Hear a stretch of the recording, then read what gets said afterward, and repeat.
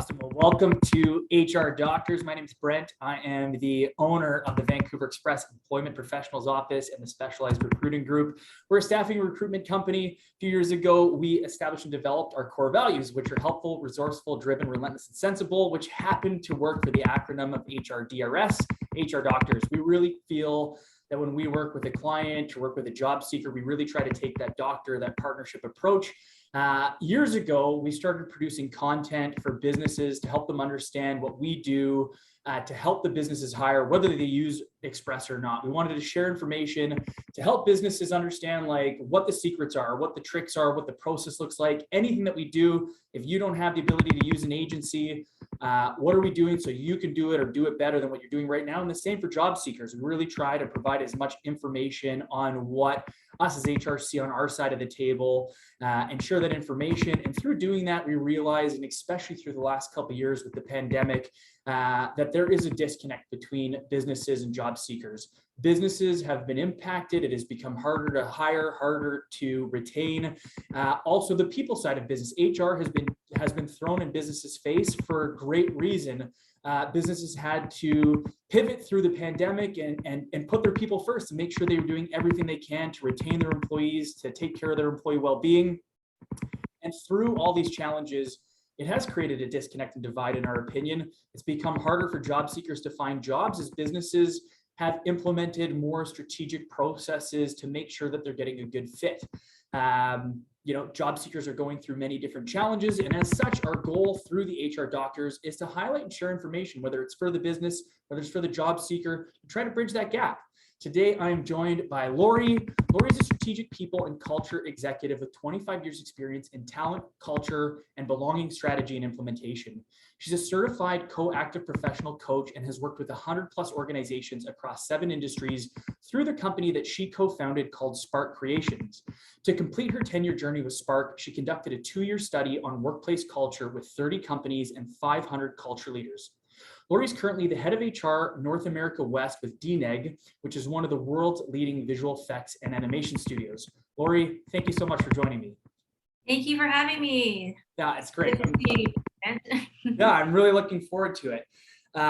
Obviously, we connect with everybody before we have them on. And Lorie, when you and I connected, one of the first things that really resonated that we were talking about is why it's so important to understand personal values and how those personal values apply to somebody finding a job, staying in a job, and also how those personal values tie into recruitment and retention. Yes, we have.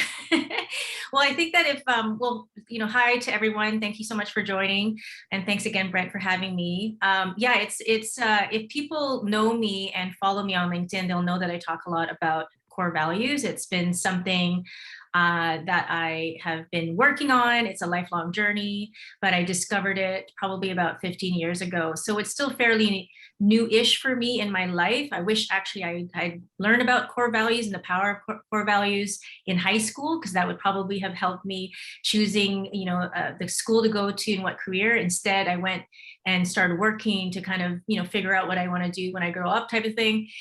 So there's different ways. Like if you don't know your values, you sort of just kind of live life and try to ask people for advice or try to do your own research. But values, so maybe I'll start up by just defining what core values are, and then we'll talk about significance, about why it's so important to know about it and talk about it and to live it in this day and age. So values for me are ways to keep me aligned. When I know what I value most in my life or career, I can then make decisions that are aligned with me. And when you have complete alignment, then you're fulfilled. The opposite of not knowing your values is that you become lost. Should I take that job? Should I leave? Should I make that move? Like you're still trying to figure out, and it's hard. It just takes a little bit longer to come to that decision. You might have to look externally for those for that answer versus internally inside and just reflect on what you feel is most important to you. So having the values is almost like having a map. and it's Yeah. easier for you to go from point A to point B. Some people love to travel without a map. They like the adventure, and they'll ask, this person on the corner of the street, should I go to this place? Should I go to, and it takes a little bit longer. Maybe there's a little bit more of a journey that way. But if you really want to have clarity, you want to go from point A to point B, more efficient, more effective, make those decisions quicker, then knowing your values is going to support you. So now how does that relate to the current world? Well, we're all still in a pandemic. Some people might say it's post-pandemic, but I think in some other countries, depending on where you're calling from or listening from, you might still be going into another lockdown. There's some countries that it's increased again. So if you're in Canada and Vancouver, we're a little bit more lucky. It's opened up a little bit more here. But regardless, some people are still, experiencing the aftermath of the pandemic, right? You're still feeling uneasy, uncertain. It's not easy for all of us to just get over it automatically. Some people, maybe they have ways to do that, but some people, it might still linger. So wherever we are, there's some feelings of doubt and fear that's still happening, in our day-to-day. And because of that, there's still a lot of movement in workplaces, right? Some people, maybe it took them a little bit longer to make that decision. Maybe I'll just hang in there while the pandemic's happening, because, you just never know. So now that it seems like it's getting better, things are opening up, maybe I'll apply for that position. So we're still going to see a lot of movement. Some people had more of that, risk. They're okay with the risk and they'll jump and make a move, or there'll still be more. So this great resignation or great reflection, however you want to look at it, is still going to continue. Now, the values is an important piece, because imagine if you didn't know your values and you didn't know what mattered to you, then you're going to always be confused. You might see someone put in the resignation and take on a new job, and on Facebook or on social media, like, oh, should I make that move? They look like they're so happy, and maybe I should join them too. And so you're easily influenced when you don't know what your values are, versus if you know your values, you can see all those things happening in the world or within the organization, but you can then take a moment to reflect and go, well, what's really important to me? Yeah. If I know what's important to me, then I can figure out whether this is the right place or maybe it's time for a move. Yeah, you touched on something that we hadn't discussed that I think is such an amazing point to dig into, that resonated so well with me, which is I'm the exact same way. I had no idea what I was doing at high school. I tried a whole bunch of different jobs and I loved the path that I took, and it led me here. But I think it's such an area where there's this great disconnect of kids coming out of high school, kids coming out of university. My wife and I have been together for 12 years. She had 2 boys from her previous marriage. They are 20 and 18 years old right now. And I totally see that with them and with their friends. And I'm specifically reminded, I was a non-parent volunteer hockey coach. And I remember driving one of my kids to the rink once, he was 18 years old. He's in grade 12. And we were driving as just having conversation. Hey, what are you thinking of doing when you graduate? And you could see the stress that came from that question, where he's like, oh my God, another adult asking me this question. I don't know the answer. I have no idea what I want to do. Everybody's talking about going to university, and I know that's not right for me. And that's not what he said. He was like, oh, you know what? I'm thinking about going into landscaping and trying this for the summer. And I said, Robbie, do it. You're such a hardworking kid. You're so driven. You're wicked smart. Go do that, try it, see if you like it, if you don't like it. But I think that disconnect might even start as early there. And I think you touched on such a great thing, having those values so early. I'm sure in hindsight, you wouldn't have changed your path, but if you had those values defined earlier, you might have got further quicker. Do you think, I'm assuming there's not a lot of 18-year-olds that are going to be watching this, but maybe the parents of those kids are watching. What do you think? How could you help those parents help their kids, or help someone who's maybe watching this as a new grad? Because I think it's such an impactful thing that you touched on that's maybe lost, about finding it, and how maybe you find those personal values to help you make those decisions as you start to go forward in your career. Yeah, I think the reason why it's not really a common conversation to have in high school, or for parents, trying their best to raise their kids, it's because it's not even a common thing for us as adults to talk about values. Totally. Right? When I used to do a lot of these sessions, at conferences. There was one conference where I had like 3,000 people, and I asked people, put your hand up if you know what your values are. And I probably had about 10 people that put their hand up. And I thought, okay, well, I said, if you do know your values, could you stand up right now and actually share them with us? Because sometimes people just know intuitively what they value in life when you ask it in that way, but they haven't really articulated it in words that would really get them to think about it more often, right? It's just something that they feel. So because it's not a common thing, I wouldn't be surprised if it's not talked about, from parents to their kids, or even in high schools, because I know for sure we didn't talk about it at all. And I think I only, had the courage to not go from high school to university because there was a lot of things going on with my family. So we just really couldn't afford it. So I thought, you know what, I'm going to work first, because if I'm going to take that student loan, I better know what I'm going to be doing, because I'm going to do that investment and I'm going to have to pay for it myself. So I think my advice for parents is, we don't want to overwhelm our next generation by saying, okay, what are your values? And like list it. You could start just having conversations about, okay, so when you think about the things that you love at school, like the topic, the subjects that you love, what are those subjects? What are some of the teachers or courses that you really like? And just have a conversation to get them to, uncover or bring to, to light what they love and what they're passionate about. I know people kind of like, oh, don't use the word passion, but, I think what I mean by that is that their interests, what they love, what brings them joy, what makes them smile, what fills them up. When you see that, when your kid is reading a book or doing something, they light up. And so maybe even noticing that and then saying, hey, you look like you're really engaged in this book or this movie. What's it about this movie or book that you really like? So just really leaning in a little bit more when you see your children light up. Because that's what values are. Totally. Yeah. I mean, I just finished our most recent HR Doctors webcast with Clark Glassford, who helps executives and management level job seekers, help them find jobs. And the number one first thing he digs into with them is what are their goals and what are their values, to really understand and help them understand. And again, most of the people don't even know. So it's like, it's just, I don't know, kismet that you bring it up, that it's obviously such an important thing. I almost feel that like the schools should have their own like core values that they bring to the table, just as a business we do, to impart on the students how important it is to kind of identify like what you want to do, and that it's maybe not so important that you figure out like what the job is you want to do, but just whether it's your personal life, your flexibility, the type of work you want to do, like that you start going down that path. And I know it's really tough, but I think there'd just be some great value in it. I don't know how we can funnel that down, but anyway, some great stuff for parents to potentially take away. Before I sidetracked us, you were talking about how like the pandemic had changed things, how important values are through that, about how, there's all this talk of the Great Resignation and how that's impacting things. If you don't mind, if is there more to kind of share about how the values ties into those?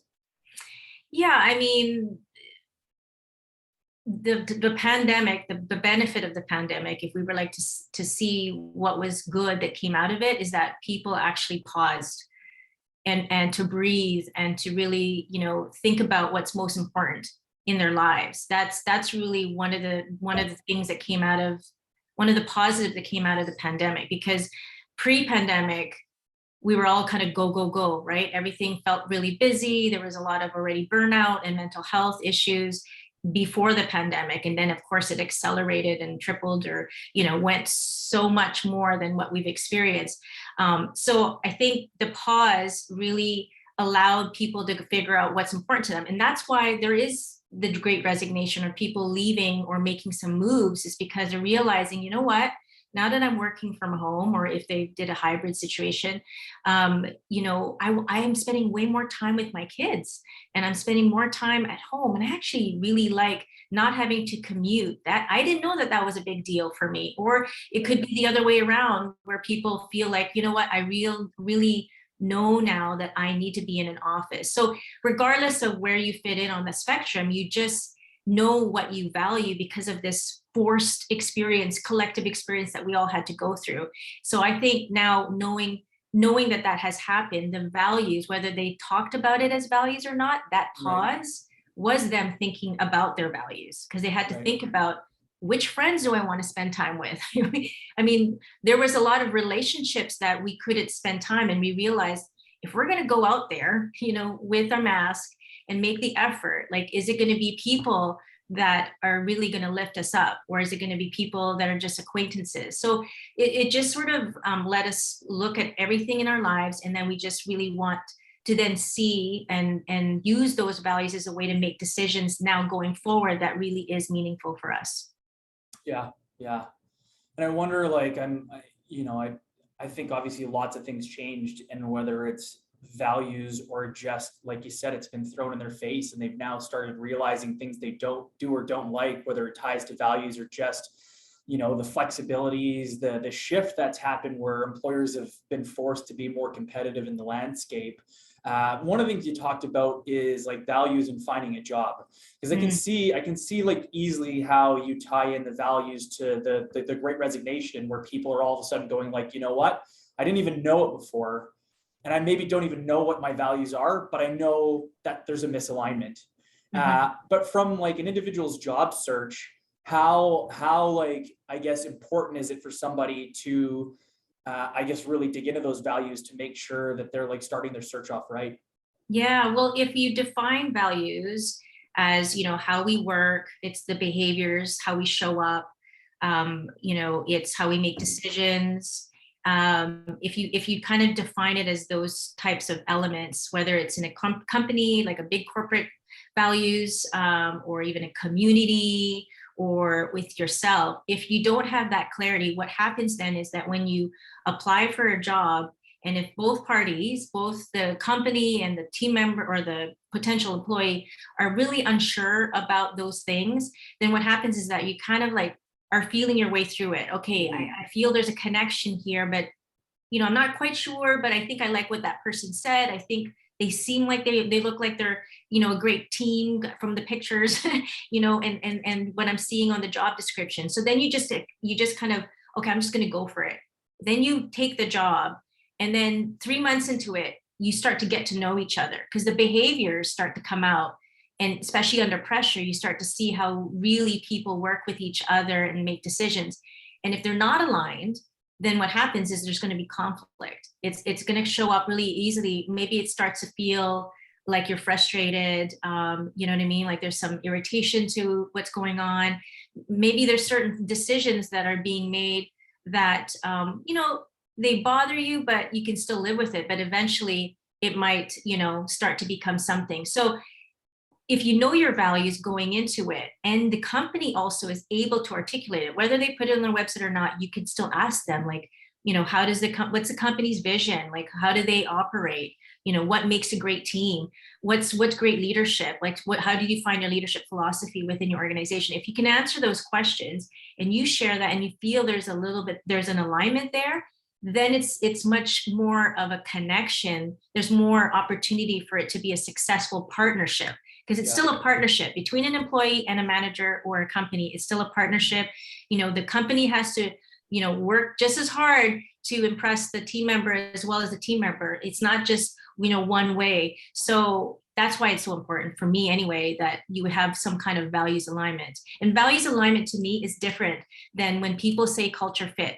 Because I think culture fit is like, I'm trying to fit in with your values of your company. I want to look and feel like I want to be like your team member. Versus if you do values alignment, I know my values. That's the company's values. How do they align? But let's still honor each other, but also support each other in how we view the world.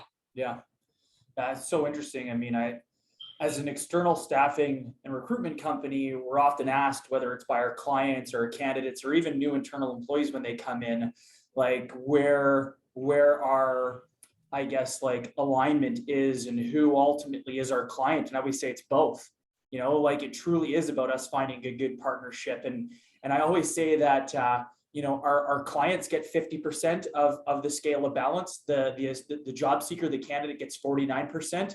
and we get 1%. And if I could give it 50-50 to both, I would, but it wouldn't be a realistic representation of what the truth is, because we obviously get compensated when we make a placement, but we have to truly look at it as if we don't. And of course, the client's the one that's paying our bill. So that's why I give them that extra 1%.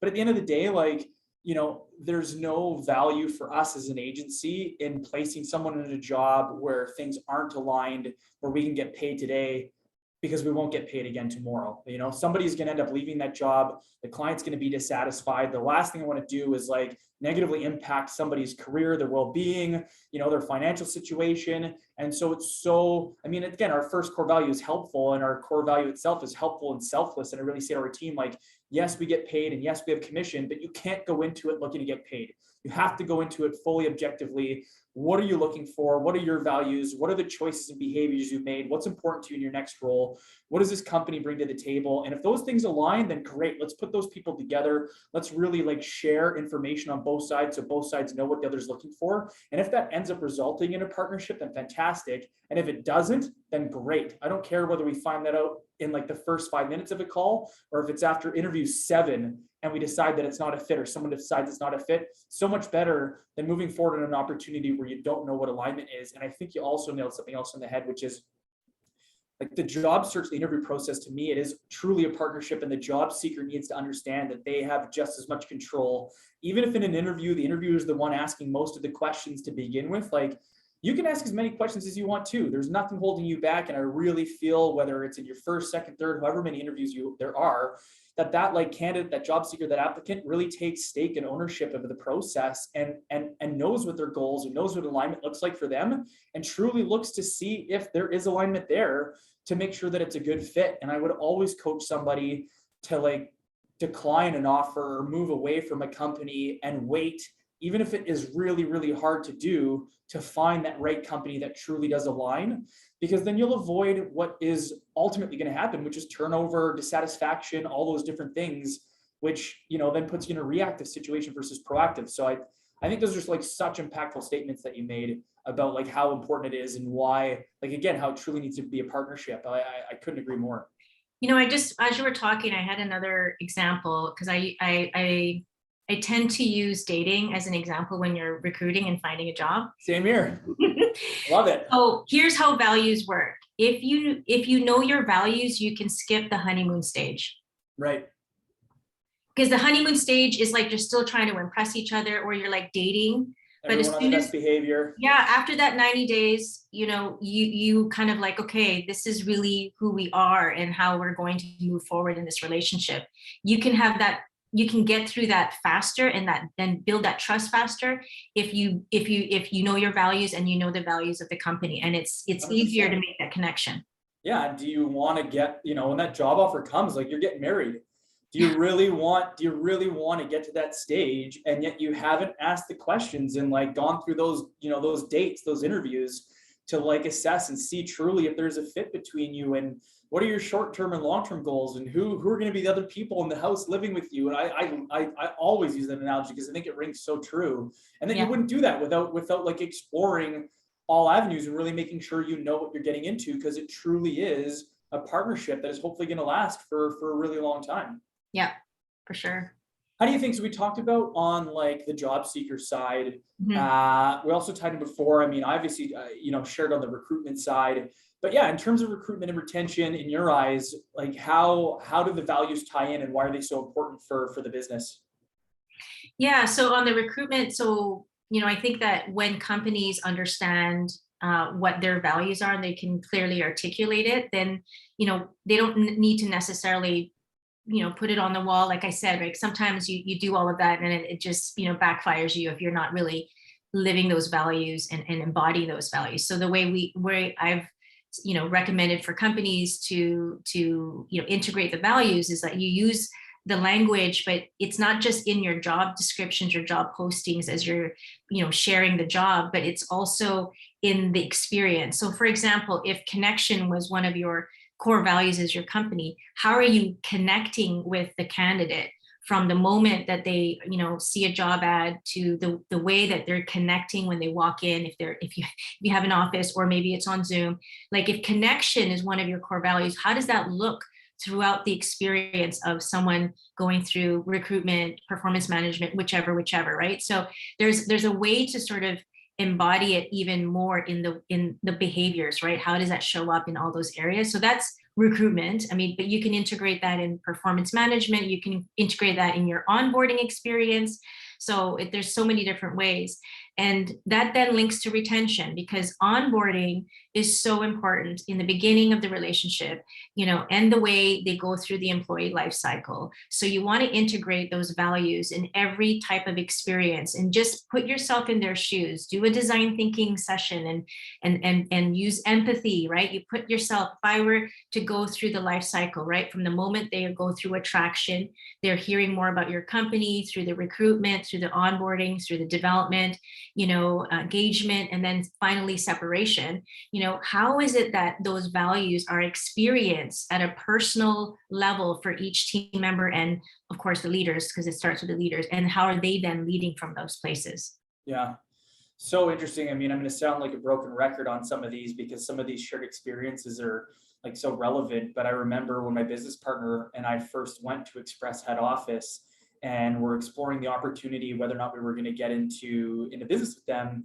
My business partner asked the person that was giving us a tour what the core values are, and they happened to be standing in front of a poster that had the core values on it, and they didn't know what they were. And they're like, I think it's integrity and this and that. And he kind of just laughed like, this is a head office with 300 people. This person, was it could have been something where it was really critical in the job or not. But I also just recently had a conversation with a client of ours. It was with a new manager, and I asked about values because we always ask, because that's how we frame our questions and try to find alignment. And he said, core values are absolutely something we have here. And I'm like, is that something like that lives day to day? And he's like, it's literally in like all of our communication. It's tied into everything. And I said, is that something you've always had in your career? And he said, absolutely not. It's the first company, and it makes my job so much easier. He's like, as a manager, when I hire new employees, the core values are tied into the new hire packages. It's communicated from all like corporate communication. Everything is tied into the values. It makes, problem solving. It makes coaching, training, performance management, onboarding, everything so much easier. It makes it unified, right? Yeah. Like, so if you're an employee going through that, you're like, oh, it's like, it's repeated everywhere you go. It's so prevalent, right? So you can't forget it.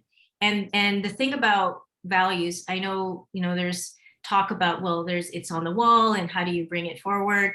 You still have to have it on the wall. You still have to have it visible, because you can't make something real for yourself if you don't even know it. So you still have to come up with some language that people kind of understand and connect with, that they can then, articulate it in their own words. But the moment they start talking about it, they will start to believe it and start to, embody it. And that's the thing that I feel sometimes it gets missed. Or like, oh, well, you don't want to just be all talk. Well, no, you still have to talk about it. Just like you're learning a different language, and all of a sudden you're like, oh my gosh, I'm speaking French. But you have to practice the language, and the language is key to creating culture. And that's why some companies have their own language, but it's the way they connect and communicate with each other. Yeah. Yeah, I mean, again, our core values being the HR doctors, like we use it as a massive part of our interview process when hiring internal team members. It is our second/third interview, and we literally do a 30 to 40 minute behavior-based interview on, okay, our first core value is helpful. And I literally read out the full core value to them. And I say, I want to know about a time where you did something helpful and selfless. And I'll give them an example, like, someone's driving down the street, there's an elderly person that needs help, and you just throw the hazards on, stop your car, and you help them cross. Like, no one made you do it. It's different than, say, if you're at your job working somewhere and someone asks you for something and you go a bit above and beyond. Sure, it's still a great example, but I literally go through each of our core values, read them off, give the context, why it's important to us, get them to share those examples with me. And it's like a critical part of our hiring. And also, again, as an agency, I really ask these questions, and it's probably not as well defined with the clients that I'd like it to be.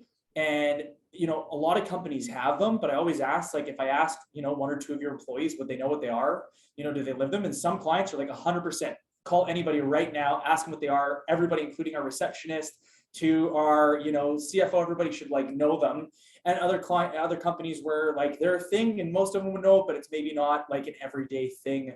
And yeah, I just feel like you nailed it on the head. It's critical, in my opinion, to getting that alignment on the front end, and then critical to like maintaining that alignment on the back end through your coaching, your onboarding, your training, your performance management, your, how do we solve problems? Like, we use our core values if we're dealing with like, hey, we've got this client, here's the situation, how do we deal with it?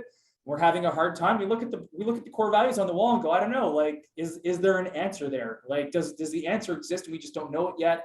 How do we get there? Like, I just feel like they're like these tools that can unlock like such great potential in the business. Definitely, definitely. It can be very aspirational, and it drives and motivates people. You mentioned that you even go through exercises of how to help people like find their values or help businesses. Like, what does that look like? You talked about maybe going through something with me. Yes, yeah. I mean, it's always fun to to do the demo so people Put me can on the see hot it. seat. Yeah. Okay. So there's a couple of ways. I mean, so the first thing that's the hardest thing to do for any of us when we're going through, any type of personal development training, when you're taking the time to learn more about yourself, which is always scary because you're like, oh my gosh, what am I going to uncover? Right? You have to, take the time to understand your values, your strengths, what triggers you, what glimmers you. There's a new one now that I'm hearing. Nice. The opposite of triggers.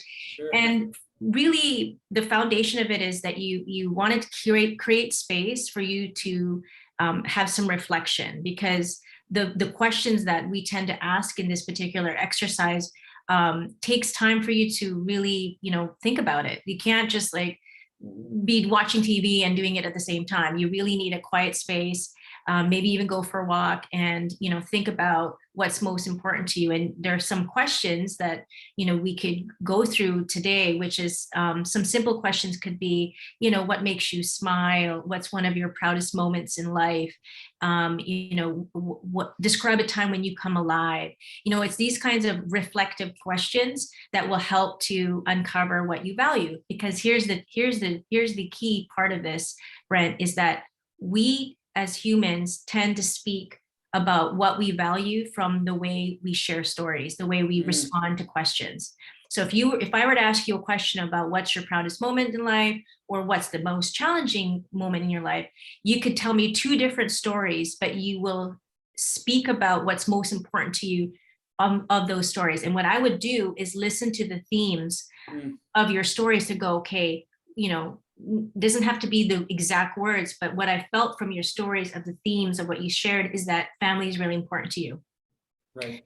Or, helping people is really important to you. Whatever, right? Like we would start, and I would then, after asking you a series of questions, would relay back what I heard as themes, and those words could be a combination of, or certain one word, you popcorn different words. You start to write those words down, and I like to write them on sticky notes, so one word per sticky, like little stickies, and then you put it on a wall and you start to theme it. And you theme it into, by first, words of association or meaning. I try to go with 3 columns. And if you want, you can go to maybe 5. No one really remembers more than 5. You can try. Right. I've had someone go up to 10. I'm like, okay, if you remember 10 and you can communicate that consistently, good for you, because I can't. So, 3 is a good number. And you then after you've come up with those columns, you pick the one word that best describes that column. And it might be a word within that column, or it could be a new word. So I'm going through it really fast, but what we could do is just do a really quick demo, and I will ask you a question that you don't know. It could be one of the ones I've already mentioned, or it could be completely different. And then for about 60 seconds, I won't time you, just share with me what your response is to that. And it can be anything. Okay. So we're putting everyone's watching, we're putting you on the spot. This is real. This is real. We're not practicing. And then after you share your story that everyone's going to hear, I'm going to share with you what I heard, and people will see how I'm able to pull out your values from this one question. Sure. And then now, when you know this, you can listen to people, how they talk. We ask them about anything. You'll kind of hear what they really focus on when it comes to explaining that story. Mm-hmm. So the question I'm going to ask you is, describe a time when you come alive. Describe a time when I come alive. Yeah, I think I mean, every single Saturday I golf with the same three guys. There's a good group of like 15, 20 or more, but the same three guys I golf with every single Saturday. And I think golf is definitely one of those things that I really enjoy doing. I love, the getting up early on the Saturday, having some purpose, the like healthy competition, the 4 hours spent with my like best friends, the competition of trying to win, be the best that day, but also how like each hole's its own individual competition. But then really at the same time, as much as I'm very like competitive and take my game very seriously, like the best part's just like making fun of each other and laughing in the moments where we've, someone's done something stupid out there and had like the Gatorade come shooting out of their nose, or you just laugh at each other and, celebrate the big wins and laugh at the funny stuff. And you have your moments of frustration too, where maybe you get to take out some anger, but I just think it's like this like amazing little snapshot of just like life in itself. But I find it's definitely like a part of my life that I would have a really hard time if it wasn't something that was in it. Oh, that's awesome. You were smiling the whole time when you were sharing. Thank you for sharing that. So some of the words that I felt that you value from that one particular story, and if we had more time, I'd ask you a series of questions, or you would write those answers for yourself and then kind of look for the themes on your own if you were to do it on your own. But it's so much more fun when you do it with a partner or even with a family. You do one by one, and then everyone sort of is going to do what I do. They popcorn, what they heard, and then that person just receives all these words and they could put it on their stickies. So the words that came up for me when I heard your story was relationship, friendship, play, fun. I know you said competition a lot, but I felt that was more about like achievement, connection, adventure, freedom.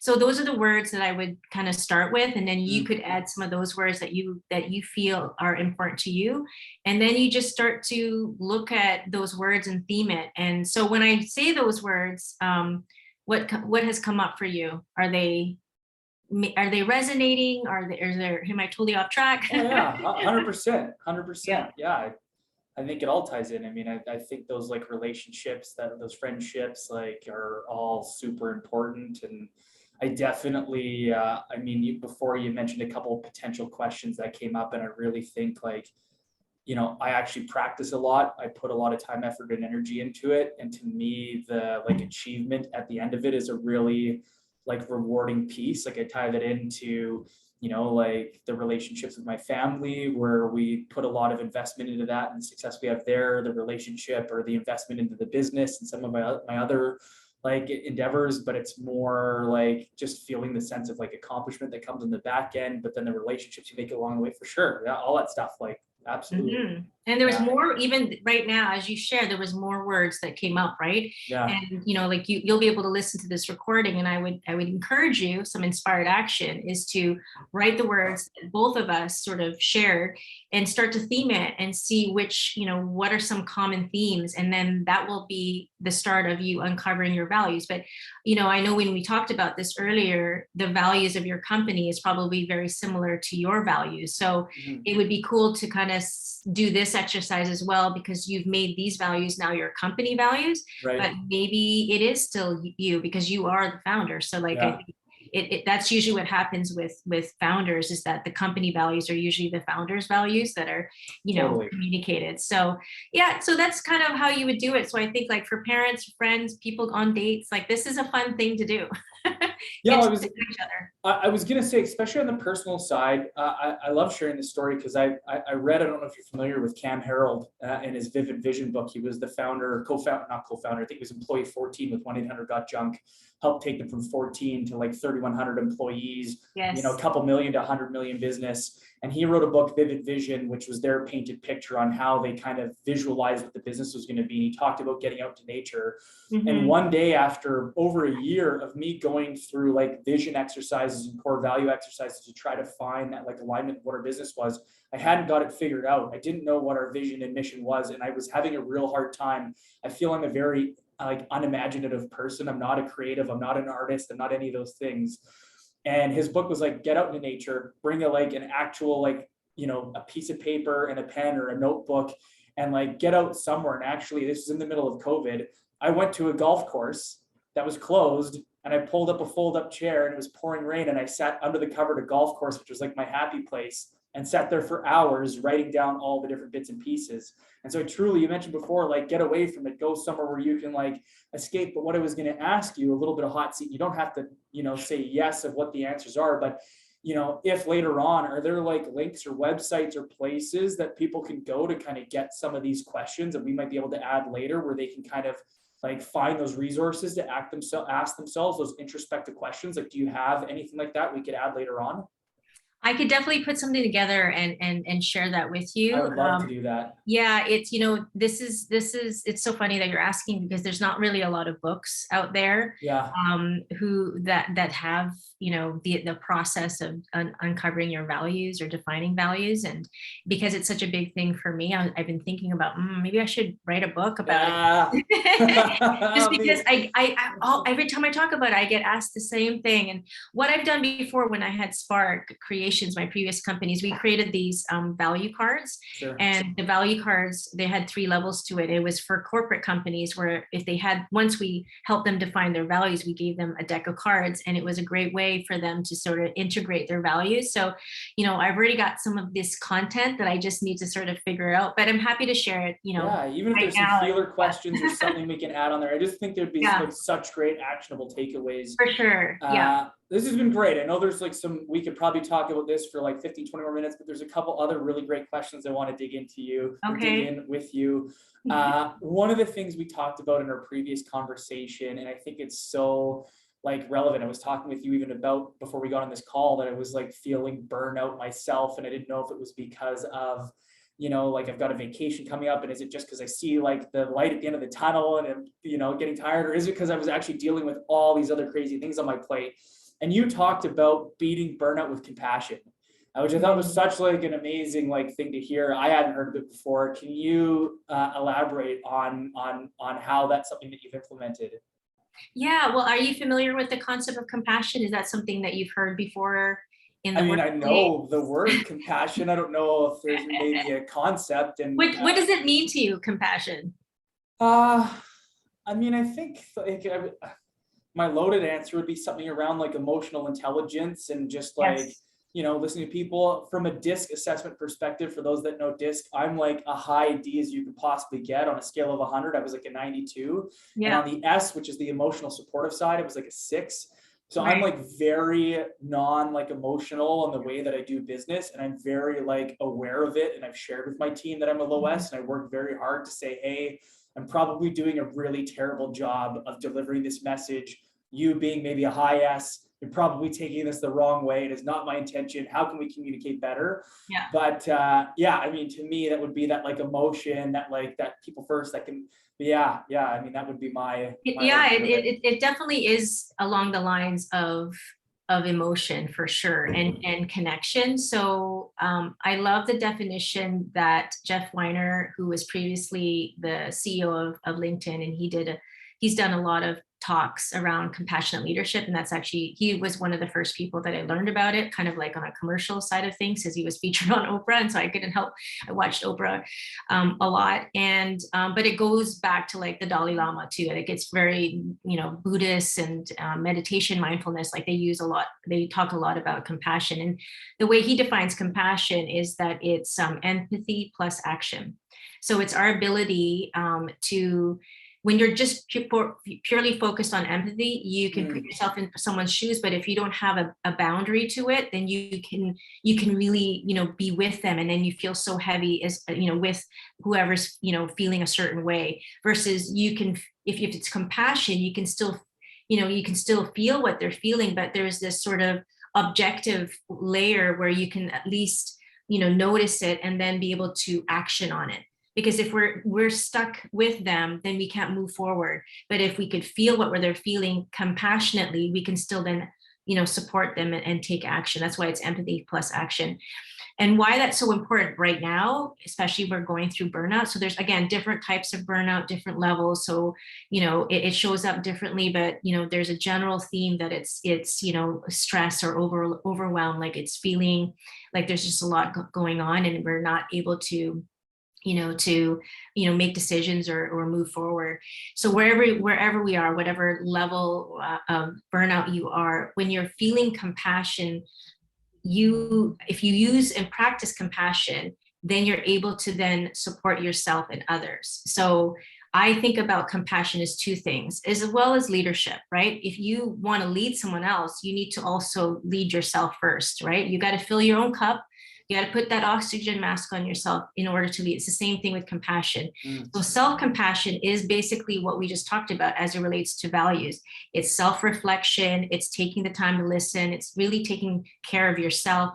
If you make a mistake or you're feeling, you failed or whatever, you're noticing those words that are coming up for yourself and you're being kind. You're like saying, okay, I'm being self-compassionate. I know it was hard or I made a mistake, but that's okay. It's not me. I'm not shame. I'm feeling shame, right? And then when you're then compassionate for others, compassion is really the root word of that. The root Latin root word for that is suffering. We're all kind of suffering together. So if you know that as that kind of higher fundamental, meaning of that, if we're all suffering together, the only way that we're going to get through this is if we're doing it together. So asking for support, being vulnerable, that's really being compassionate, or noticing if someone is needing some support, and then you're able to, but you can't even notice that, Brent, if you're stuck in your own thing. So that's why the self-compassion is important as well. Yeah. And again, I've got a terrible short-term memory and I've just been totally paying attention, not taking notes. It was empathy and action. Were those the two? Empathy plus action. So you want to be able to put yourself in their shoes, understand what they're going through, but then you're able to action, meaning you can help that person or that situation. Yeah. And I don't know if it's something that you're able to share, but is there an example of how, from a company standpoint, that a specific situation or something where the company has beat that, burnout of their team or an individual by taking those two pieces and having that empathy, but also being part of the solution? I mean, I could just share with you kind of my own personal experience, because I am a leader. I've got 6 people on my team. So first of all, this is not easy to do, right? Because our default is to, work, get busy, problem solve, try to do everything. It's hard for us to say no, all those, normal things. So just want to make sure everybody knows that this is not like something that just came easy for me. I've been working on this a lot by taking the time, to, meditate or exercise or sleep. There's always the basics of your physical before you can even look internally. So there's a lot of different steps to, alleviating burnout.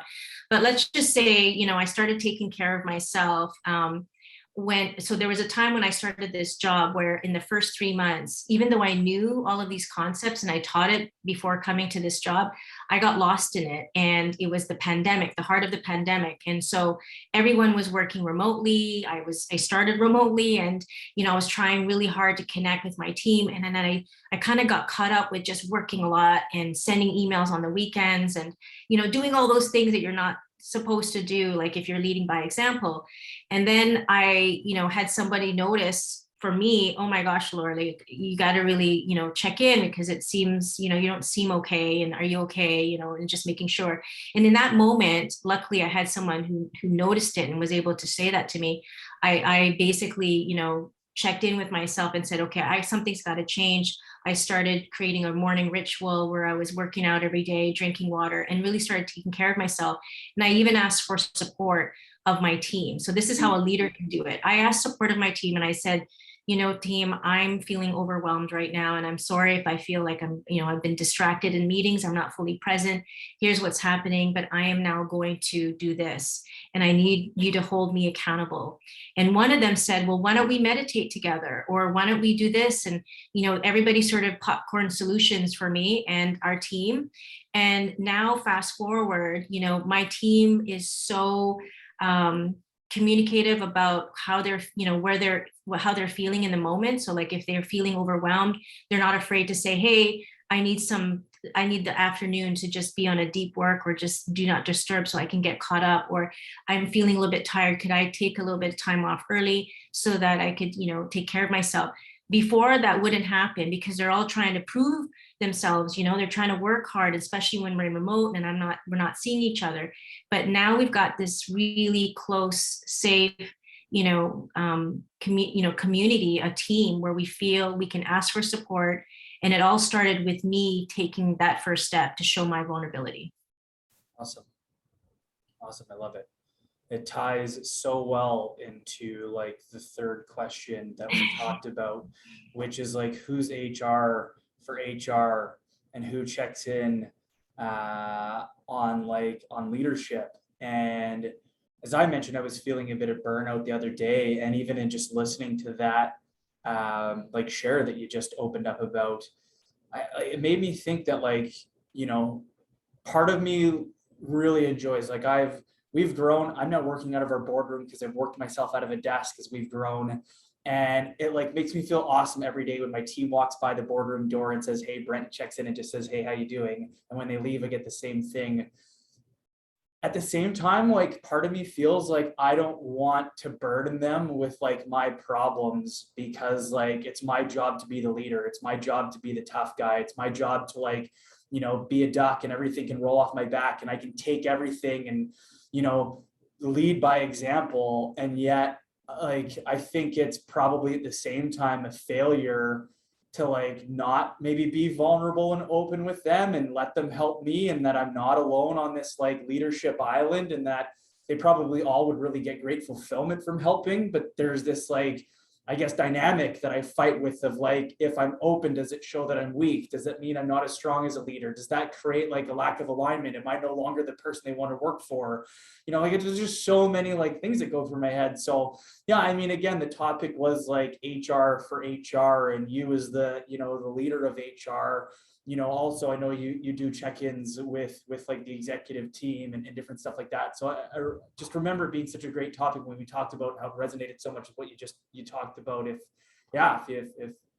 where does that send you? Yeah, I mean, it's fitting because I just shared that example, right? And first of all, Brent, this is normal for people to think the way that you think. I still think that sometimes as well. I sometimes hesitate to share how I'm really feeling, because I'm thinking, if they think that I'm overwhelmed, will they then not ask me questions or think they're bothering me? And so they won't be open and honest because they don't want to burden you with their problem. Exactly, right? Yeah.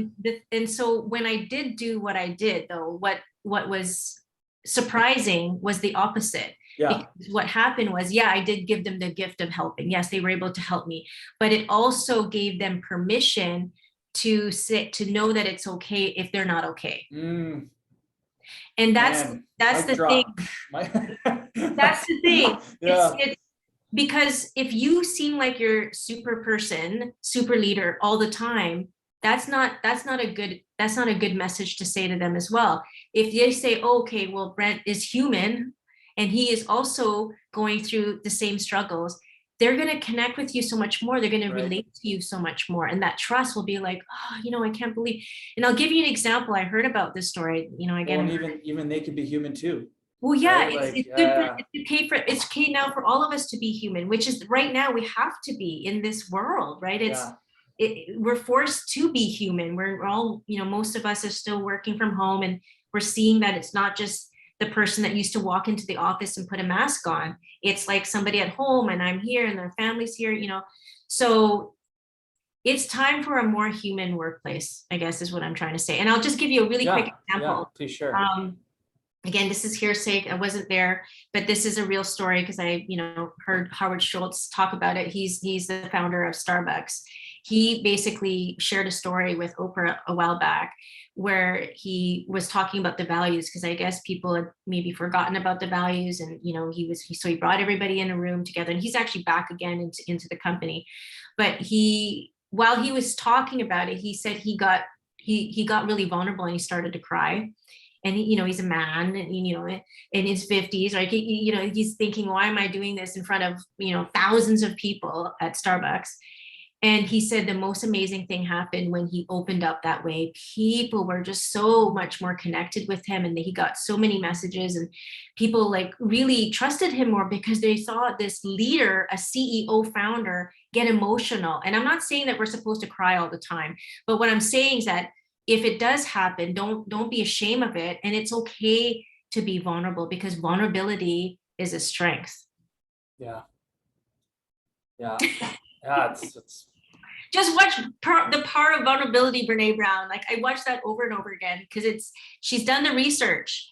This is real. For us to even feel compassion, we need to be vulnerable. The people who are most wholehearted people and accept and love themselves are people who have the ability and courage to be vulnerable. Like, you have to put yourself out there and not be afraid that someone's going to, criticize you or say something. Oh, you're a weak leader, or you're too soft. I've been told before that, oh, Lorie, maybe you talk about love a lot, that you're a soft leader. Maybe you can't make a hard decision when it's time to let go of someone. I'm like, that has nothing to do with me being compassionate or being a loving leader. I'm just going to do it in a way that allows that person to still have their dignity, to still feel cared for at the end of their service with us. Yeah.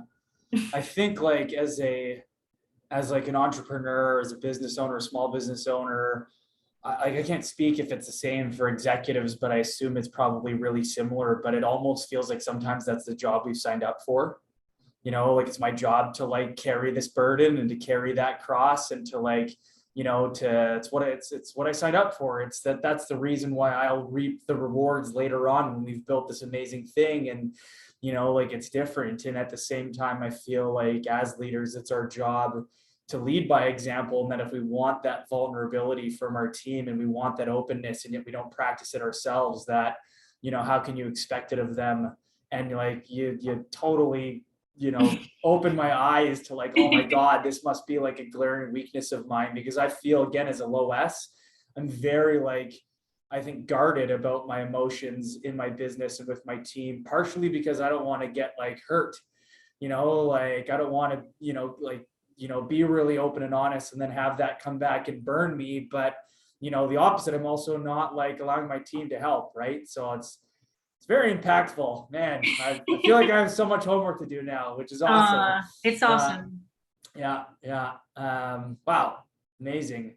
I also think the last piece in there that we talked about that I think is a really great last point to touch on was the presenteeism aspect. You and I shared a story about how that also changed through COVID, and how we look at like the mentality that used to really exist, or the stories that we'd hear from friends who worked in law firms or worked in the accounting firms as they were going through their articling process, and how, if you didn't spend a day sleeping at your desk, and, you're burning the midnight oil. And even still to this day, I had a client job order I took the other day where they said like, yeah, it's a 9 to 5, but executives are expected to be here at least till 6.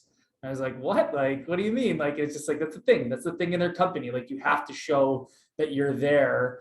And I remember a story that I shared where there was a client of ours in the middle of COVID where they had everybody in the office for the first time. And one of the sales leaders decided to show up even though she was sick. And I think like part of the reason she showed up is because she wanted to show that she was strong and able. And I think the other reason is because she was like fearful of, one, like she was one of the few like females on the leadership team, and how that would be like viewed. And also just felt like maybe if she didn't show up, it could negatively impact things. And it turned out that she actually had COVID, and a whole bunch of people got COVID as a result. And just how like that whole presenteeism mindset, and that like, not willing to be vulnerable could have had, luckily it was just illness for them at the time. But, one thing I hadn't thought of when we were talking about, you said, well, luckily, like it didn't result in something far more dire where somebody, got really ill, or worst case scenario. Yeah. And so I just think it's interesting. Like, is that something that you've seen in the past that you either had to combat, or something you've seen has changed now? Because I really feel like, obviously with the work from home, it almost shifted without the companies wanting to, whether or not. And that was something that a lot of companies maybe used as like, this guy's partner material at our firm because he's willing to do that. And maybe now that's been taken away from them, and they actually have to make those choices based on other merits. So yeah. Yeah, what's coming up for me is that it's all about trust. It's all about trust. I think companies who have high trust in their organizations, they don't have these challenges where they feel they need to like see people do the work versus just trust them that they are going to do the work. And it's not about the hours, it's about the results that someone is able to produce. And the thing that we need to understand is that everybody works differently.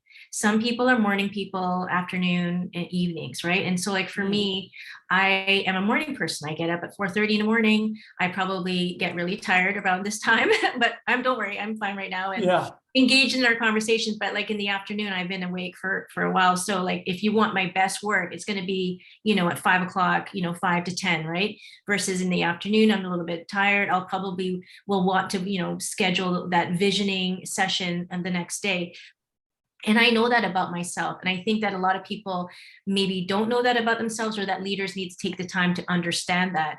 And then when you know how people work, then support them, right? We can't be treating people the same like across the board. Everyone is unique. And that's the other thing that's come out of this pandemic, is that we're realizing that people work differently, and some people like working from home, some people don't. And we need to really take the time to understand the actual needs of each individual, and almost personalize that experience to get the best for them, like for them to feel their best, but also for us to get the best, because it's a partnership.